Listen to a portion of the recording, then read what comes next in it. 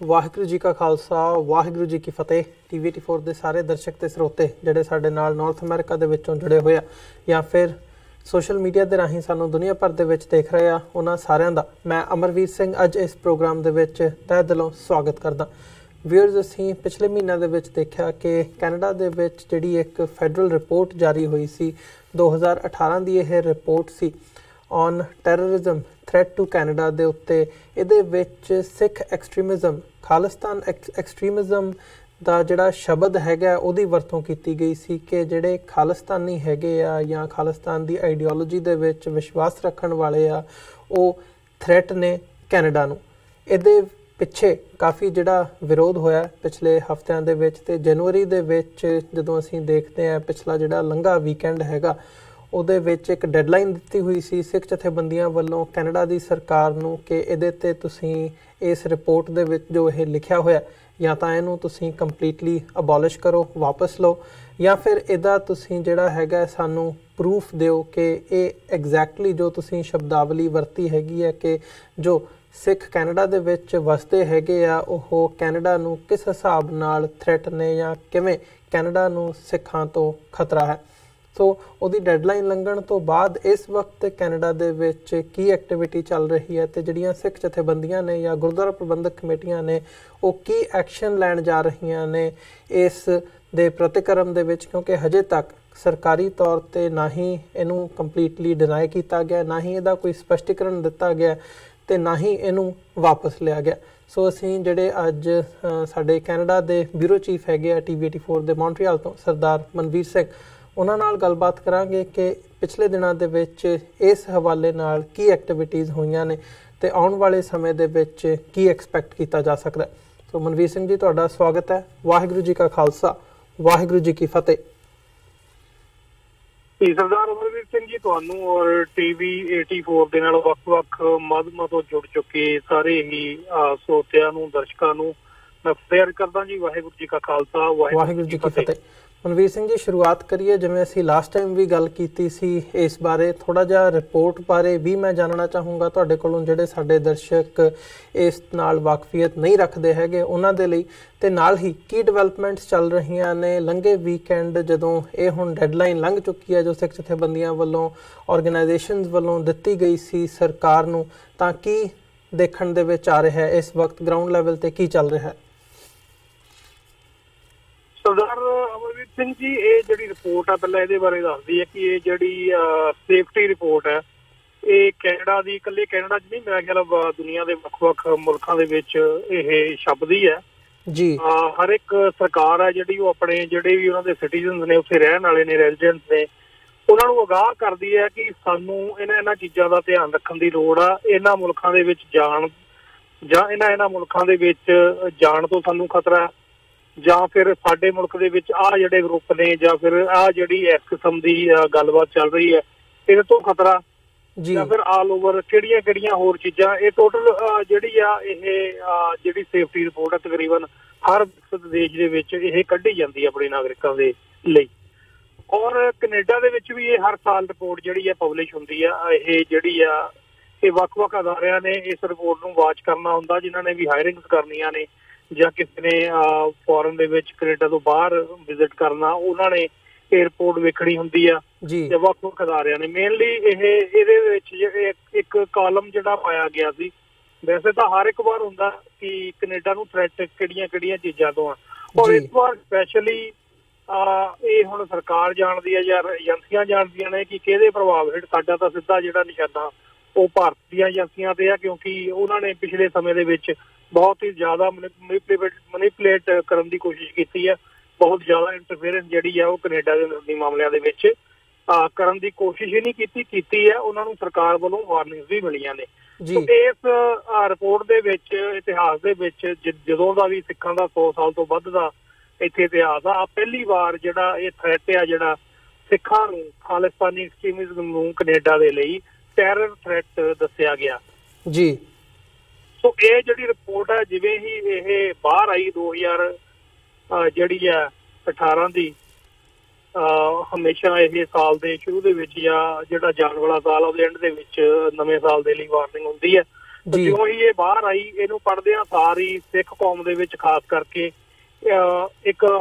ਤਰਖੱਲੀ ਜੀ ਮਚ ਗਈ, ਇੱਕ ਹਲਚਲ ਪੈਦਾ ਹੋ ਗਈ ਕਿ ਇਹ ਕੀ ਹੋ ਗਿਆ, ਕਿਉਂਕਿ ਅਜਿਹਾ ਜਿਹੜਾ ਉਹ ਕਦੀ ਵੀ ਨਹੀਂ ਦੇਖਿਆ ਗਿਆ ਇਤਿਹਾਸ ਦੇ ਵਿੱਚ ਕਿ ਸਿੱਖਾਂ ਨੂੰ ਜਾਂ ਖਾਲਿਸਤਾਨੀਆਂ ਨੂੰ ਕੈਨੇਡਾ ਨੇ ਥ੍ਰੈਟ ਸਮਝਿਆ ਹੋਵੇ, ਜਦਕਿ ਜਿਹੜਾ ਕਾਨੂੰਨ ਹੈ ਕੈਨੇਡਾ ਦਾ ਵੀ ਔਰ UN ਦਾ ਵੀ, ਉਹਦੇ ਤਹਿਤ ਜਿਹੜਾ ਰਾਈਟ ਆਫ ਸੈਲਫ ਡਿਟਰਮੀਨੇਸ਼ਨ ਹੈ ਉਹ ਹਰ ਇੱਕ ਸਿਟੀਜ਼ਨ ਦਾ, ਹਰ ਇੱਕ ਨਾਗਰਿਕ ਦਾ ਇਹ ਜਨਮ ਸਿੱਧ ਅਧਿਕਾਰ ਹੈ ਔਰ ਇਹਨੂੰ ਉਹ ਬਾਏ ਲਾ ਪ੍ਰੈਕਟਿਸ ਕਰ ਸਕਦਾ ਬਕਾਇਦਾ, ਬਜਾਏ ਮਤਲਬ ਉਹ ਵਾਇਲੈਂਟ ਨਹੀਂ ਹੋਣਾ ਚਾਹੀਦਾ। ਔਰ ਜੇ ਸਿੱਖਾਂ ਦੇ ਹਵਾਲੇ ਦੇ ਨਾਲ ਗੱਲ ਕਰੀਏ ਤਾਂ ਇੱਕ ਵੀ ਐਸੀ ਐਕਟੀਵਿਟੀ ਕੈਨੇਡਾ ਦੇ ਵਿੱਚ ਨਹੀਂ ਕਹੀ ਜਾ ਸਕਦੀ ਜਿਹਦੇ ਚ ਸਿੱਖਾਂ ਨੂੰ ਟੈਰਰਿਜ਼ਮ ਦੇ ਨਾਲ ਜੋੜਿਆ ਜਾਂਦਾ। ਇੱਕੋ ਇੱਕ ਘਟਨਾ ਜਿਹੜੀ 1985 ਦੇ ਵਿੱਚ ਏਅਰ ਇੰਡੀਆ ਜਿਹੜੀ ਕਨਿਸ਼ਕਾ ਬੰਬ ਬਲਾਸਟ ਜਿਹੜਾ ਹੋਇਆ ਸੀ, ਉਹਦੇ ਚ 332 ਨਾਗਰਿਕ ਮੇਰਾ ਖਿਆਲ ਆ ਉਹ ਉਹਦੇ ਚ ਮਾਰੇ ਗਏ ਸੀ ਔਰ ਉਹਦੇ ਚੋਂ 280 ਤੋਂ ਵੱਧ ਕੈਨੇਡੀਅਨ ਨਾਗਰਿਕ ਸਨ।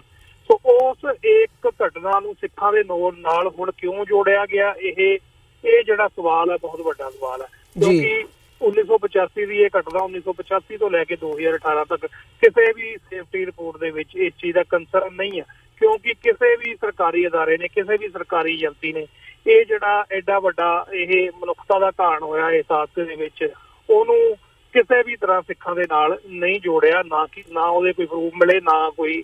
ਇਹ ਇਸ ਤੋਂ ਇਲਾਵਾ ਇਸ ਤੋਂ ਉਲਟ ਇਹ ਜਿਹੜੇ ਸਾਰੇ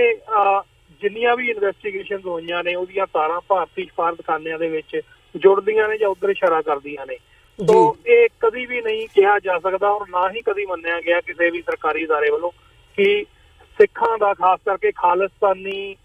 ਜਿਹੜੇ ਗਰੁੱਪ ਨੇ ਰਾਈਟ ਟੂ ਸੈਲਫ ਡਿਟਰਮੀਨੇਸ਼ਨ ਆਪਣਾ ਮੰਗਦੇ ਨੇ, ਆਪਣੇ ਮੁਲਕ ਨੂੰ ਆਜ਼ਾਦੀ ਦਾ ਹੱਕ ਹੈ ਜਿਹੜਾ ਉਹ ਦਿਵਾਉਣ ਦੇ ਲਈ ਜਦੋਜਹਿਦ ਕਰ ਰਹੇ ਨੇ, ਉਹਨਾਂ ਦੇ ਵਿੱਚੋਂ ਕਿਸੇ ਨੂੰ ਵੀ ਇਸ ਘਿਨਾਉਣੇ ਕਾਰਨਾਮੇ ਦੇ ਵਿੱਚ ਸਿੱਧੇ ਜਾਂ ਸਿੱਧੇ ਤੌਰ ਤੇ ਦੋਸ਼ੀ ਨਹੀਂ ਮੰਨਿਆ ਗਿਆ, ਇਹ ਕਿਸੇ ਵੀ ਇਨਵੈਸਟੀਗੇਟਿਵ ਏਜੰਸੀ ਦੁਆਰਾ ਜਾਂ ਕਿਸੇ ਵੀ ਅਦਾਲਤ ਦੁਆਰਾ। ਸੋ ਇਹ ਆਲ ਆਫ ਦਾ ਸਡਨ ਇਹ ਜਦੋਂ ਅਸੀਂ ਪਿਛਲੀਆਂ ਘਟਨਾਵਾਂ ਨੂੰ ਵਾਚ ਕਰਦੇ ਹਾਂ, ਜਿਵੇਂ ਹੀ ਇਸ ਕੈਨੇਡਾ ਦੇ ਵਿੱਚ ਜਦੋਂ ਜਿਹੜੀ ਲਾਸਟ ਇਲੈਕਸ਼ਨ ਹੋਈ ਹੈ ਫੈਡਰਲ ਗਵਰਨਮੈਂਟ ਦੀ, ਉਹਦੇ ਵਿੱਚ 19 ਪੰਜਾਬੀ ਜਾਂ ਸਿੱਖ MPs ਦਾ ਚੁਣੇ ਜਾਣਾ ਔਰ 4 ਮਿਨਿਸਟਰ ਬਣਾ ਦਿੱਤੇ ਜਾਣੇ ਉਹਨਾਂ ਦੇ ਵਿੱਚੋਂ, ਔਰ ਟਰੂਡੋ ਸਰਕਾਰ ਦੀ ਜਿਹੜੀ ਸਿੱਖਾਂ ਦੇ ਪ੍ਰਤੀ ਨਰਮੀ ਸੀ, ਖਾਸ ਕਰਕੇ ਜੇ ਅਸੀਂ ਗਿਣਨੀਆਂ ਹੋਣ ਜਿਹੜੀਆਂ ਇਵੈਂਟਸ ਨੇ, ਉਹ ਆਉਂਦੇ ਸਾਰੀ 4 ਸਿੱਖਾਂ ਨੂੰ ਮੰਤਰੀ ਬਣਾਉਣਾ। ਭਾਵੇਂ ਕਿ ਇਹ ਵੱਖਰੀ ਗੱਲ ਹੈ ਕਿ ਕੋਈ ਵੀ ਜੇ ਮੰਤਰੀ ਕਿਸੇ ਕੈਬਨਿਟ ਦੇ ਵਿੱਚ ਬਣਦਾ ਤਾਂ ਉਹ ਆਪਣੀ ਕਾਬਲੀਅਤ ਦੇ ਅਨੁਸਾਰ ਬਣਦਾ, ਇਹ ਕੋਈ ਕਿਸੇ ਦੇ ਆਸਾਨ ਨਹੀਂ ਹੁੰਦਾ। ਹੁਣ ਜੇ MP 19 ਚੁਣ ਕੇ ਗਏ ਨੇ ਸਿੱਖਾਂ ਦੇ, ਤੇ ਉਹਨਾਂ ਦੇ ਵਿੱਚ ਕੁਝ ਹੋ ਜਾਏਗਾ, ਉਹਨਾਂ ਦੇ ਵਿੱਚ ਕੋਈ ਕਾਬਲੀਅਤ ਹੋਏਗੀ ਤਾਂ ਉਹਨਾਂ ਦੇ ਵਿੱਚੋਂ 4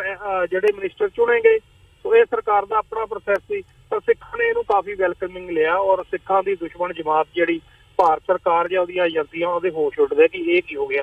ਔਰ ਉਸ ਤੋਂ ਬਾਅਦ ਤਾਮਾਗਾਟਾ ਮਾਰੂ ਦੀ ਜਿਹੜੀ 100 ਸਾਲ ਤੋਂ ਬਾਅਦ ਮਾਫੀ ਮੰਗੀ ਗਈ ਕੈਨੇਡਾ ਦੀ ਪਾਰਲੀਮੈਂਟ ਦੇ ਵਿੱਚ ਜੀ। ਉਸ ਤੋਂ ਬਾਅਦ ਜਿਹੜਾ ਸਿੱਖ ਹੈਰੀਟੇਜ ਮੰਥ ਜਾਂ ontario ਦੇ ਵਿੱਚ 1984 ਦੀ ਜਿਹੜੀ ਨਸਲਕੁਸ਼ੀ ਆ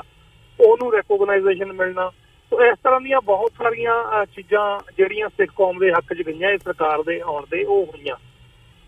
ਸੋ ਇਹ ਜਿਹੜੀ ਚੀਜ਼ ਹੈ ਉਹ ਏਜੰਸੀਆਂ ਨੂੰ ਬਿਲਕੁਲ ਭਾ ਨਹੀਂ ਰਹੀ ਸੀ ਔਰ ਇਹੀ ਕਾਰਨ ਸੀ ਕਿ ਇਸ ਸਰਕਾਰ ਦੀ ਜਦੋਂ ਅਫੀਸ਼ੀਅਲ ਵਿਜ਼ਿਟ ਸਾਡੇ ਪ੍ਰਧਾਨ ਮੰਤਰੀ ਜਸਟਿਨ ਟਰੂਡੋ ਔਰ ਉਹਨਾਂ ਦੀ ਕੈਬਨਿਟ ਜਦੋਂ ਪੰਜਾਬ ਦੇ ਦੌਰੇ ਤੇ ਗਈ ਔਰ ਭਾਰਤ ਦੇ ਦੌਰੇ ਤੇ ਗਈ, ਉਹਨਾਂ ਨੇ ਦਰਬਾਰ ਸਾਹਿਬ ਦੇ ਵਿੱਚ ਵੀ ਆਪਣੀ ਜਿਹੜੀ ਆ ਉਹ ਰੱਖੀ। ਸੋ ਉੱਥੇ ਵੀ ਉਹਨਾਂ ਦੇ ਨਾਲ ਜੋ ਸਲੂਕ ਹੋਇਆ ਭਾਰਤ ਦੇ ਵਿੱਚ, ਜਿੰਨਾ ਕਹਿ ਲਓ ਕਿ ਬੇਇੱਜ਼ਤ ਕਰਨ ਦੀ ਕੋਸ਼ਿਸ਼ ਜਿਹੜੀ ਆ ਉਹ ਕੀਤੀ ਗਈ ਆ ਭਾਰਤੀ ਸਰਕਾਰ ਵੱਲੋਂ, ਭਾਰਤੀ ਮੀਡੀਆ ਵੱਲੋਂ ਜਾਂ ਇਹਨਾਂ ਦੇ ਦਮਸ਼ੱਲਿਆਂ ਵੱਲੋਂ ਕਿ ਇਹ ਸਾਡੇ ਪ੍ਰਧਾਨ ਮੰਤਰੀ ਜਿਹੜੇ ਕੈਨੇਡਾ ਦੇ ਨੇ ਉਹਨਾਂ ਦੀ ਫੇਰੀ ਨੂੰ ਸਾਬੋਟਾਜ ਕੀਤਾ ਜਾਵੇ ਜਾਂ ਕੁਛ ਨਾ ਕੁਛ ਐਜ਼ ਏ ਐਲੀਗੇਸ਼ਨ ਲਾਏ ਜਾਣ ਕਿ ਇਹਨਾਂ ਦੇ ਪ੍ਰੈਸ਼ਰ ਬਿਲਡਅਪ ਹੋਵੇ, ਜਿਹੜਾ ਇਹ ਖਾਲਿਸਤਾਨੀ ਮੂਵਮੈਂਟ ਆ ਜਿਹੜੀ ਇੱਥੇ ਪੀਸਫੁਲੀ ਕੈਨੇਡਾ ਦੇ ਵਿੱਚ ਚੱਲ ਰਹੀ ਆ ਉਹਨੂੰ ਇਹ ਜਬਰੀ ਜਿਵੇਂ ਭਾਰਤ ਦੇ ਵਿੱਚ ਦੱਬਿਆ ਜਾਂਦਾ ਪੀਸਫੁਲ ਮੂਵਮੈਂਟ ਨੂੰ, ਐਵੇਂ ਕੈਨੇਡਾ ਦੇ ਵਿੱਚ ਦੱਬਿਆ ਜਾਵੇ। ਪਰ ਇਹ ਉਹਨਾਂ ਦੇ ਮਨਸੂਬੇ ਕਾਮਯਾਬ ਨਹੀਂ ਹੋਏ, ਪਰ ਉਹਨਾਂ ਨੇ ਕਿਸੇ ਨਾ ਕਿਸੇ ਤਰ੍ਹਾਂ ਦਖਲਅੰਦਾਜ਼ੀ ਕਰਕੇ ਇਹ ਜਿਹੜੀ ਆ ਸਾਨੂੰ ਇਸ ਗੱਲ ਦਾ ਖਦਸ਼ਾ ਕਿ ਇਹਦੀ ਜਿਹੜੀ ਆ ਉਹ ਇਨਵੈਸਟੀਗੇਸ਼ਨ ਹੋਣੀ ਚਾਹੀਦੀ ਹੈ, ਇਹਦੀ ਜਾਂਚ ਹੋਣੀ ਚਾਹੀਦੀ ਹੈ ਕਿ ਇਹ ਸਾਰੇ ਵਰਤਾਰੇ ਦੇ ਵਿੱਚ ਜਿਹੜਾ ਆਲ ਆਫ ਸਡਨ ਸਿੱਖਾਂ ਦੇ ਉੱਤੇ ਅੱਤਵਾਦ ਦਾ ਥੱਪਾ ਕੈਨੇਡਾ ਦੀ ਅਫੀਸ਼ੀਅਲ ਏਜੰਸੀਆਂ ਵੱਲੋਂ ਲਾਇਆ ਗਿਆ ਜਾਂ ਗੌਰਮੈਂਟ ਵੱਲੋਂ ਜਿਹੜੀ ਰਿਪੋਰਟ ਆਈ ਉਹਦੇ 'ਚ ਲਾਇਆ ਗਿਆ, ਇਹਦਾ ਉਹਨਾਂ ਕੋਲ ਕੀ ਬੇਸ ਆ ਜਾਂ ਫਿਰ ਇਹ ਕਰਵਾਇਆ ਗਿਆ ਔਰ ਕਿੰਨੀ ਕੁ ਜ਼ਿਆਦਾ ਇਨਵੋਲਵਮੈਂਟ ਆ। ਇਹ ਕੈਨੇਡਾ ਦੀ ਸਿਕਿਉਰਿਟੀ ਲਈ ਹੋਰ ਵੀ ਜ਼ਿਆਦਾ ਜ਼ਰੂਰੀ ਹੋ ਜਾਂਦਾ ਕਿ ਸਾਨੂੰ ਪਤਾ ਲੱਗੇ ਕਿ ਇਹਦੇ ਵਿੱਚ ਸਿੱਖਾਂ ਨੂੰ ਬਦਨਾਮ ਕਰਨ ਦੇ ਵਿੱਚ, ਜਿਵੇਂ ਪਹਿਲਾਂ ਜ਼ਾਹਰ ਹੋ ਚੁੱਕਾ ਕਿ ਭਾਰਤੀ ਏਜੰਸੀਆਂ ਨੇ ਇੱਥੇ ਦੇ ਅਖੌਤੀ ਮੀਡੀਆ ਨੂੰ $10,000 ਦੇ ਚੈੱਕ ਦੇ ਕੇ ਸਿੱਖਾਂ ਨੂੰ ਬਦਨਾਮ ਕਰਨ ਦੀ ਇੱਕ ਕੈਂਪੇਨ ਜਿਹੜੀ 1984 ਦੇ ਵਿੱਚ ਚਲਾਈ ਸੀ ਕਿ ਉਹ ਇਹ ਦੁਬਾਰਾ ਸ਼ੁਰੂ ਕਰਨ ਦੀ, ਇਹ ਵੈਸੇ ਤਾਂ ਕਦੀ ਖਤਮ ਹੀ ਨਹੀਂ ਹੋਈ, ਪਰ ਸਰਕਾਰ ਦੇ ਵਿੱਚ ਇਸ ਲੈਵਲ ਤੇ ਜ਼ਿਆਦਾ ਘੁਸਪੈਠ ਕਰਕੇ ਇਹ ਜਿਹੜੀ ਚੀਜ਼ ਹੈ ਇਹਨੂੰ ਉਭਾਰਿਆ ਗਿਆ। ਸੋ ਇਹਦਾ ਜਵਾਬ ਸਿੱਖ ਸਰਕਾਰ ਤੋਂ ਮੰਗ ਰਹੇ ਨੇ। ਇਹ ਸਾਡਾ ਹੱਕ ਹੈ ਔਰ ਅਸੀਂ ਮੰਗਦੇ ਰਹਾਂਗੇ। ਔਰ ਇਹਦੇ ਹੀ ਚੱਲਦਿਆਂ ਜਿਹੜਾ ਇੱਥੇ ਦੇ ਸੇਫਟੀ ਰਿਪੋਰਟ ਦੇ ਕੰਸਰਨ ਸਾਡੇ ਜਿਹੜੇ ਮਿਨਿਸਟਰ ਨੇ ਮਿਸਟਰ ਰੌਲਫ ਕੋਡੇਲ, ਉਹਨਾਂ ਨੇ ਜਦੋਂ ਇਸ ਰੋਜ਼ ਨੂੰ ਵੇਖਿਆ ਉਹਨਾਂ ਦਿਨਾਂ ਦੇ ਵਿੱਚ, ਤਾਂ ਉਹਨਾਂ ਨੇ ਇਹ ਵਾਅਦਾ ਕੀਤਾ ਸੀ ਕਿ ਸਿੱਖਾਂ ਦੇ ਨਾਲ ਜਿਹੜੀ ਸਿੱਖ ਨੁਮਾਇੰਦਿਆਂ ਦੇ ਨਾਲ ਇਹ ਸਾਰੀ ਘਟਨਾਕ੍ਰਮ ਦੇ ਉੱਤੇ ਮੀਟਿੰਗ ਜਿਹੜੀ ਉਹ ਰੱਖੀ ਗਈ ਹੈ, ਉਹ 13 ਜਾਂ 14 ਜਾਂ 15 ਜਨਵਰੀ ਦਾ ਡੇਟਾ ਉਹਨਾਂ ਨੇ ਦਿੱਤੀਆਂ ਸੀ ਕਿ ਅਸੀਂ ਫਾਈਨਲ ਕਰ ਦਿਆਂਗੇ, ਇਹਨਾਂ ਤੋਂ ਇੱਕ ਦਿਨ ਮੀਟਿੰਗ ਹੋਏਗੀ। ਪਰ ਅਫਸੋਸ ਦੀ ਗੱਲ ਹੈ ਕਿ ਇਹ ਇੱਕ ਹਫ਼ਤਾ ਲੰਘ ਜਾਣ ਦੇ ਬਾਵਜੂਦ ਉਹਨਾਂ ਤਰੀਕ ਡੇਟ ਦੇ ਅਜੇ ਤੱਕ ਕੋਈ ਜਿਹੜੀ ਮੀਟਿੰਗ ਸਕੈਜੂਅਲ ਨਹੀਂ ਹੋ ਸਕੀ। ਤੇ ਇਸ ਲਈ ਸਿੱਖਾਂ ਦੇ ਵਿੱਚ ਇਹ ਜਿਹੜਾ ਲੰਘਿਆ ਵੀਕਐਂਡ ਸੀ, ਕਿਉਂਕਿ ਵੀਕਐਂਡ ਦੇ ਉੱਤੇ ਹੀ ਰੁਝੇਵੇਂ ਜ਼ਿਆਦਾ ਗੁਰੂ ਘਰਾਂ ਦੇ ਵਿੱਚ ਜਾਂ ਹੋਰ ਜਥੇਬੰਦੀਆਂ ਦੇ ਵਿੱਚ ਹੁੰਦੇ ਨੇ। ਸੋ ਕਾਫੀ ਇਹ ਵੱਡੇ ਪੱਧਰ ਤੇ ਗੱਲ ਨੂੰ ਵਿਚਾਰਿਆ ਗਿਆ ਔਰ ਬਹੁਤ ਸਾਰੇ ਪ੍ਰੋਗਰਾਮ ਜਿਹੜੇ ਉਲੀਕੇ ਜਾਣ ਦੀ ਸੰਭਾਵਨਾ, ਔਰ ਇੱਕ ਨਾਰਾ ਇਹਦੇ ਲਈ ਜਿਹੜਾ ਇੱਕ ਹੈਸ਼ਟੈਗ ਕ੍ਰੀਏਟ ਕੀਤਾ ਗਿਆ ਇਸ ਵੀਕਐਂਡ ਦੇ ਉੱਤੇ ਵੱਖ-ਵੱਖ ਨੁਮਾਇੰਦਿਆਂ ਵੱਲੋਂ ਕੰਸਰਨ ਕਰਕੇ, ਪ੍ਰੂਵ ਇਟ ਔਰ ਰਿਮੂਵ ਇਟ। ਇਹ ਜਿਹੜਾ ਐਲੀਗੇਸ਼ਨ ਸਿੱਖਾਂ ਦੇ ਉੱਤੇ ਲਾਇਆ ਗਿਆ, ਜਾਂ ਇਹਨੂੰ ਪ੍ਰੂਵ ਕਰੋ ਜਾਂ ਫਿਰ ਇਸ ਤੋਂ ਰਿਮੂਵ ਕਰੋ। ਸੋ ਆਉਣ ਵਾਲੇ ਦਿਨਾਂ ਦੇ ਵਿੱਚ ਜੇ ਸਰਕਾਰ ਵੱਲੋਂ ਪੁਖਤਾ ਕਦਮ ਜਿਹੜੇ ਉਹ ਨਾ ਚੁੱਕੇ ਗਏ ਤੇ ਸਿੱਖਾਂ ਵੱਲੋਂ ਇਹ ਜਿਹੜਾ ਸੰਘਰਸ਼ ਹੈ ਇਹਨੂੰ ਇੱਕ ਤਿਆਰੀ ਦੇ ਨਾਲ ਵਿੱਢਿਆ ਜਾਏਗਾ। ਜੀ ਮਨਵੀਰ ਸਿੰਘ ਜੀ, ਜਿਵੇਂ ਜਿਹੜੀਆਂ ਮੀਡੀਆ ਦੇ ਵਿੱਚ ਵੀ ਰਿਪੋਰਟਸ ਆਈਆਂ ਨੇ, ਜਾਂ ਜੇ ਅਕਾਲੀ ਦਲ ਅੰਮ੍ਰਿਤਸਰ ਦੀ ਪ੍ਰੈਸ ਰਿਲੀਜ਼ ਦੇਖਣੀ ਹੋਵੇ ਤਾਂ ਉਹਨਾਂ ਨੇ ਡਾਇਰੈਕਟਲੀ, ਜਿਵੇਂ ਤੁਸੀਂ ਵੀ ਖਦਸ਼ਾ ਜ਼ਾਹਰ ਕਰ ਰਹੇ ਹੋ ਕਿ ਇਹਦੇ ਪਿੱਛੇ ਇੰਡੀਅਨ ਏਜੰਸੀਜ਼ ਜਾਂ ਗਵਰਨਮੈਂਟ ਦਾ ਹੱਥ ਹੋ ਸਕਦਾ ਹੈ, ਕਿ ਇਹ ਜਿਹੜੀ ਸਿੱਖਾਂ ਨੂੰ ਬਦਨਾਮ ਕਰਨ ਦੀ ਇੱਕ ਸਾਜ਼ਿਸ਼ ਹੋ ਸਕਦੀ ਹੈ। ਸੋ ਕੀ ਜਿਹੜੀਆਂ ਆਮ ਸਿੱਖ ਸੰਗਤਾਂ ਹੈਗੀਆਂ ਨੇ, ਆਮ ਸਿੱਖ ਹੈਗਾ ਕੈਨੇਡਾ ਦੇ ਵਿੱਚ ਵਸਦਾ, ਉਹ ਵੀ ਇਸੇ ਤਰ੍ਹਾਂ ਸੋਚਦਾ ਇਸ ਸਾਰੇ ਨੂੰ ਵੀ ਇਹਦੇ ਬਿਹਾਈਂਡ ਰੀਜ਼ਨ ਕੀ ਹੋ ਸਕਦਾ? ਜੀ ਬਿਲਕੁਲ ਜੀ, ਮੈਂ ਇਹ ਦੋ ਐਗਜ਼ਾਮਪਲਸ ਦੇਣੀਆਂ ਚਾਹੁੰਦਾ। ਇੱਕ ਤਾਂ ਰੀਸੈਂਟ ਜਿਹੜੀਆਂ ਹੁਣ ਦੇ ਜਦੋਂ ਦੀ ਟਰੂਡੋ ਗਵਰਨਮੈਂਟ ਆਈ ਹੈ ਉਦੋਂ ਦੀਆਂ। ਇੱਕ ਤਾਂ ontario ਦੇ ਵਿੱਚ ਜਿਹੜੀ ਸਟੇਟ ਹੈ, ਮੇਰਾ ਖਿਆਲ ਸਭ ਤੋਂ ਪਾਵਰਫੁਲ ਤੇ ਸਭ ਤੋਂ ਵੱਡੀ ਸਟੇਟ ਹੈ ਕੈਨੇਡਾ ਦੀ। ਉਸ ਸਟੇਟ ਦੇ ਵਿੱਚ ਇੱਕ ਬਰੈਂਪਟਨ ਸਿਟੀ ਦੇ ਵਿੱਚ ਇੱਕ ਜਿਹੜਾ ਉਹ ਵੱਖ-ਵੱਖ ਹੈਰੀਟੇਜ ਨੂੰ, ਵੱਖ-ਵੱਖ ਜਿਹੜੇ ਕਲਚਰ ਨੇ ਉਹਨਾਂ ਨੂੰ ਸਮਰਪਿਤ ਇੱਕ ਪ੍ਰੋਗਰਾਮ ਕਰਾਇਆ ਜਾਂਦਾ। ਉਹ ਸਿਟੀ ਦਾ ਆਪਣਾ ਪ੍ਰੋਗਰਾਮ ਹੁੰਦਾ। ਔਰ ਇਸ ਵਾਰ ਸਿੱਖਾਂ ਨੇ ਇਹ ਉਪਰਾਲਾ ਕੀਤਾ ਸੀ ਕਿ ਇੱਥੇ ਪੰਜਾਬ ਪਵੇਲੀਅਨ ਲਾਇਆ ਜਾਵੇ, ਕਿਉਂਕਿ ਵੱਖ-ਵੱਖ ਪਵੇਲੀਅਨਸ ਹੁੰਦੇ ਨੇ, ਵੱਖ-ਵੱਖ ਕਮਿਊਨਿਟੀਜ਼ ਦੇ, ਵੱਖ-ਵੱਖ ਰੇਸਿਸ ਦੇ, ਵੱਖ-ਵੱਖ ਨੈਸ਼ਨੈਲਿਟੀਜ਼ ਦੇ ਜਿਹੜੇ ਲੋਕ ਨੇ ਕੈਨੇਡਾ ਦੇ ਵਿੱਚ ਵਸੇ ਹੋਏ, ਉਹਨਾਂ ਸਾਰਿਆਂ ਦਾ ਆਪਣਾ ਜਿਹੜਾ ਇੱਕ ਸੱਭਿਆਚਾਰ ਨੂੰ ਪੇਸ਼ ਕਰਨ ਦੇ ਉੱਥੇ ਉਹਨਾਂ ਨੂੰ ਮੌਕੇ ਦਿੱਤੇ ਜਾਂਦੇ ਨੇ। ਸੋ ਇਸ ਵਾਰ ਜਿਹੜਾ ਸਿੱਖ ਜਿਹੜਾ ਪੰਜਾਬ ਪਵੇਲੀਅਨ ਲਾਇਆ ਗਿਆ, ਇਹਦੀ ਐਡੀ ਵੱਡੀ ਤਕਲੀਫ ਇੰਡੀਅਨ ਗਵਰਨਮੈਂਟ ਨੂੰ ਹੋਈ। ਉਹਨਾਂ ਨੇ ਸਿੱਧੇ ਤੌਰ ਦੇ ਉੱਤੇ ਉੱਥੇ ਦੀ ਮੇਅਰ ਨੂੰ, ਜਿਨ੍ਹਾਂ ਨੇ ਆਪ ਮੀਡੀਆ ਦੇ ਆ ਕੇ ਦੱਸਿਆ ਕਿ ਸਾਨੂੰ ਉਹਨਾਂ ਨੇ ਅਪਰੋਚ ਕੀਤਾ, ਉਹਨਾਂ ਨੇ ਇਤਰਾਜ਼ ਜ਼ਾਹਰ ਕੀਤਾ ਕਿ ਜਦੋਂ ਇੰਡੀਅਨ ਪਵੇਲੀਅਨ ਹੈ ਤੇ ਪੰਜਾਬ ਪਵੇਲੀਅਨ ਕਿਉਂ? ਉਹਨਾਂ ਨੇ ਉਹਨਾਂ ਨੂੰ ਕਰਾਰਾ ਜਵਾਬ ਦਿੱਤਾ ਕਿ ਇੱਥੇ ਤੁਹਾਨੂੰ ਪਤਾ ਇੰਡੀਅਨ ਕੌਣ ਨੇ ਤੇ ਪੰਜਾਬੀ ਕੌਣ ਨੇ, ਸੋ ਤੁਸੀਂ ਸਾਡੀ ਸਿਟੀ ਦੇ ਵਿੱਚ ਇੰਟਰਫੇਰੈਂਸ ਨਹੀਂ ਕਰ ਸਕਦੇ। ਔਰ ਇਸੇ ਗੱਲ ਦੇ ਉੱਤੇ ਕੰਪਲੇਂਟਸ ਜਿਹੜੀਆਂ ਸਾਡੇ ਵਿਦੇਸ਼ ਮੰਤਰੀ ਨੇ ਕੈਨੇਡਾ ਦੇ ਕ੍ਰਿਸਟੀ ਫੀਲੈਂਡ, ਉਹਨਾਂ ਨੂੰ ਵੀ ਵੱਖ-ਵੱਖ ਨੁਮਾਇੰਦਿਆਂ ਵੱਲੋਂ, ਸਿੱਖ ਜਥੇਬੰਦੀਆਂ ਵੱਲੋਂ ਇਸ ਗੱਲ ਦੀਆਂ ਜਿਹੜੀਆਂ ਇਹ ਮੰਗ ਕੀਤੀ ਗਈ, ਲੈਟਰਸ ਕੱਢੇ ਗਏ, ਬੇਨਤੀ ਕੀਤੀ ਗਈ ਕਿ ਇਹ ਜਿਹੜਾ ਇੰਟਰਫੇਰੈਂਸ ਹੋਈ ਆ ਇਹਦੇ ਬਾਰੇ ਪਲੀਜ਼ ਪਤਾ ਕਰੋ ਕਿ ਹੋਰ ਕਿੰਨੀ ਡੰਗਾਈ ਤੱਕ ਇਹ ਜਿਹੜਾ ਕੰਮ ਇੱਥੇ ਚੱਲ ਰਿਹਾ। ਕਿਉਂਕਿ ਸਿੱਧੀ ਇੰਟਰਫੇਰੈਂਸ ਜਦੋਂ ਕਿ ਇਹ ਜਿਹੜੇ ਡਿਪਲੋਮੈਟਸ ਹੁੰਦੇ ਨੇ ਦੂਜੇ ਮੁਲਕਾਂ ਦੇ, ਉਹਨਾਂ ਦੀ ਕੋਈ ਵੀ ਐਸੀ ਅਥਾਰਟੀ ਨਹੀਂ ਹੁੰਦੀ ਕਿ ਉਹ ਇਹ ਇੰਟਰਫੇਰੈਂਸ ਕਰਨ ਕਿ ਕਿਹੜਾ ਮੁਲਕ ਆਪਣੇ ਮੁਲਕ ਦੇ ਵਿੱਚ ਕਿਹੜੀ ਕਮਿਊਨਿਟੀ ਨਾਲ ਕੀ ਵਰਤਾਰਾ ਕਰ ਰਿਹਾ, ਉਹਨਾਂ ਦਾ ਵੀ ਕੰਸਰਨ ਨਹੀਂ ਹੁੰਦਾ। ਪਰ ਇਹ ਭਾਰਤ ਵੱਲੋਂ ਵੱਖ-ਵੱਖ ਸਮਿਆਂ ਦੇ ਉੱਤੇ ਵੇਖਿਆ ਗਿਆ, ਕੈਨੇਡਾ ਦੇ ਵਿੱਚ ਜਾਂ ਅਮਰੀਕਾ ਦੇ ਵਿੱਚ ਵੀ ਥੋੜੇ ਸਮੇਂ ਪਹਿਲਾਂ ਜਿਹੜਾ ਉਹਨਾਂ ਨੇ ਇੰਟਰਫੇਰੈਂਸ ਕਨੈਟੀਕਟ ਦੀ ਉੱਥੇ ਪਾਰਲੀਮੈਂਟ ਦੇ ਵਿੱਚ ਕੀਤਾ ਸੀ। ਸੋ ਇਹ ਜਿਹੜੀਆਂ ਗੱਲਾਂ ਕ੍ਰਿਸਟੀ ਫੀਲੈਂਡ ਨੇ ਵੀ 1 ਮਹੀਨਾ ਬਾਅਦ ਸਿੱਧੇ ਤੌਰ ਤੇ ਇਹ ਦੱਸਿਆ ਕਿ ਉਹਨਾਂ ਨੇ ਚੇਤਾਵਨੀ ਦਿੱਤੀ ਆ, ਅਗਾਹ ਕੀਤਾ ਭਾਰਤੀ ਸਫਾਰਤਖਾਨਿਆਂ ਦੇ ਵਿੱਚ ਬੈਠੇ ਨੁਮਾਇੰਦਿਆਂ ਨੂੰ ਕਿ ਇਹ ਜਿਹੜੀ ਆ ਤੁਹਾਡੀਆਂ ਹਰਕਤਾਂ ਨੇ ਠੀਕ ਨਹੀਂ ਹੈ, ਕੈਨੇਡਾ ਦੇ ਵਿੱਚ ਇਹਨਾਂ ਨੂੰ ਬਰਦਾਸ਼ਤ ਨਹੀਂ ਕੀਤਾ ਜਾ ਸਕਦਾ। ਉਸ ਤੋਂ ਬਾਅਦ ਜਿਹੜਾ ਐਪੀਸੋਡ ਪ੍ਰਧਾਨ ਮੰਤਰੀ ਸਾਹਿਬ ਦੇ ਇੰਡੀਆ ਦੀ ਫੇਰੀ ਦੇ ਦੌਰਾਨ ਇੱਕ ਇਹਨਾਂ ਨੇ ਐਪੀਸੋਡ ਖੜਾ ਕੀਤਾ ਜਸਪਾਲ ਅਟਵਾਲ ਦਾ। ਉਸ ਤੋਂ ਇਲਾਵਾ ਜਿਹੜੇ ਮਿਨਿਸਟਰ ਨੇ ਜਾਂ ਜਿਹੜੇ ਸਿੱਖ ਐਮਪੀਜ਼ ਨੇ ਉਹਨਾਂ ਨੂੰ ਸਿੱਧੇ ਤੌਰ ਤੇ ਖਾਲਿਸਤਾਨੀ ਕਿਹਾ ਜਾਂ ਜੋ ਵੀ ਹੋਇਆ। ਸੋ ਉਹਦੀ ਇਨਕੁਆਰੀ ਵੀ ਜਿਹੜੀ ਆ ਟਰੂਡੋ ਗਵਰਨਮੈਂਟ ਨੇ ਇੱਥੇ ਆ ਕੇ ਆਪਣੀਆਂ ਏਜੰਸੀਆਂ ਨੂੰ ਦਿੱਤੀ ਕਿ ਇਹਦਾ ਪਤਾ ਕਰੋ ਵੀ ਇਹ ਸਾਰੇ ਘਟਨਾਕ੍ਰਮ ਦੇ ਵਿੱਚ ਕੀ ਵਜ੍ਹਾ ਰਹੀ ਹੈ ਜਿਹੜੀ ਕੈਨੇਡਾ ਗਵਰਨਮੈਂਟ ਨੂੰ ਇੰਨੀ ਨਮੋਸ਼ੀ ਦਾ ਸਾਹਮਣਾ ਜਿਹੜਾ ਉਹ ਕਰਨਾ ਪਿਆ। ਉਹਨਾਂ ਨੇ ਆਪਣੀ ਰਿਪੋਰਟ ਦੇ ਵਿੱਚ ਜਿਹੜੀ ਕਲੋਜ਼ਿੰਗ ਰਿਪੋਰਟ ਇਸ ਮਾਮਲੇ ਦੇ ਉੱਤੇ ਕੀਤੀ ਆ ਉਹ ਵੀ ਪਿਛਲੇ ਮੇਰਾ ਖਿਆਲ ਆ ਨਵੰਬਰ ਜਾਂ ਦਸੰਬਰ ਦੇ ਵਿੱਚ ਉਹ ਟਰੂਡੋ ਸਾਹਿਬ ਨੇ ਆਪ ਪਾਰਲੀਮੈਂਟ ਦੇ ਵਿੱਚ ਪੜ੍ਹ ਕੇ ਸੁਣਾਈ ਆ। ਕਾਫੀ ਸਾਰਾ ਹਿੱਸਾ ਉਹਦਾ ਮੀਡੀਆ ਦੇ ਲਈ ਬਲੌਕ ਕੀਤਾ ਗਿਆ ਕਿਉਂਕਿ ਉਹ ਕਹਿੰਦੇ ਵੀ ਸਾਡਾ ਜਿਹੜਾ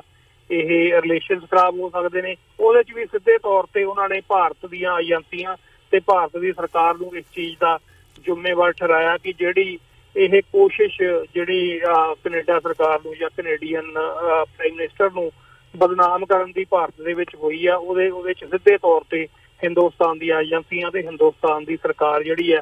ਉਹ ਸ਼ਾਮਲ ਰਹੀ ਆ। ਉਹਦਾ ਹੱਥ ਸਿੱਧੇ ਤੌਰ ਤੇ ਉੱਤੇ ਇਹਨਾਂ ਕੈਨੇਡਾ ਦੀਆਂ ਏਜੰਸੀਆਂ ਨੇ ਇਹ ਲੱਭਿਆ ਤੇ ਉਸ ਰਿਪੋਰਟ ਦੇ ਵਿੱਚ ਲਿਖਿਆ। ਸੋ ਇਸ ਤੋਂ ਬਾਅਦ ਮੇਰਾ ਖਿਆਲ ਆ ਕੋਈ ਖਦਸ਼ਾ ਨਹੀਂ ਰਹਿ ਜਾਂਦਾ ਕਿਉਂਕਿ ਸਿੱਖਾਂ ਦੇ ਉੱਤੇ ਬਹੁਤਾਤ ਦੇ ਵਿੱਚ ਇੱਥੇ ਦੋਸ਼ ਇਹ ਲੱਗਦਾ ਕਿ ਇਹ ਖਾਲਿਸਤਾਨੀ ਨੇ ਤੇ ਹਿੰਦੁਸਤਾਨ ਤੋਂ ਸੈਪਰੇਟ ਹੋਣਾ ਚਾਹੁੰਦੇ ਨੇ, ਇਸ ਲਈ ਇਲਜ਼ਾਮ ਲਾਉਂਦੇ ਨੇ। ਪਰ ਕੈਨੇਡਾ ਦੀ ਗਵਰਨਮੈਂਟ ਦਾ ਖਾਲਿਸਤਾਨੀ ਨਹੀਂ ਹੈ। ਕੈਨੇਡਾ ਦੀ ਗਵਰਨਮੈਂਟ ਤਾਂ ਸਾਰਿਆਂ ਲਈ ਇੱਕ ਹੈ, ਉਹਨਾਂ ਲਈ ਆਪਣੇ ਸਿਟੀਜ਼ਨਸ ਦੀ ਜਿਹੜੀ ਰੈਪੂਟੇਸ਼ਨ ਆ ਉਹ ਬਰਾਬਰ ਦੀ ਆ। ਸੋ ਜੇ ਕੈਨੇਡਾ ਦੀ ਗਵਰਨਮੈਂਟ ਜਾਂ ਕੈਨੇਡਾ ਦੀਆਂ ਏਜੰਸੀਆਂ ਇਸ ਗੱਲ ਦਾ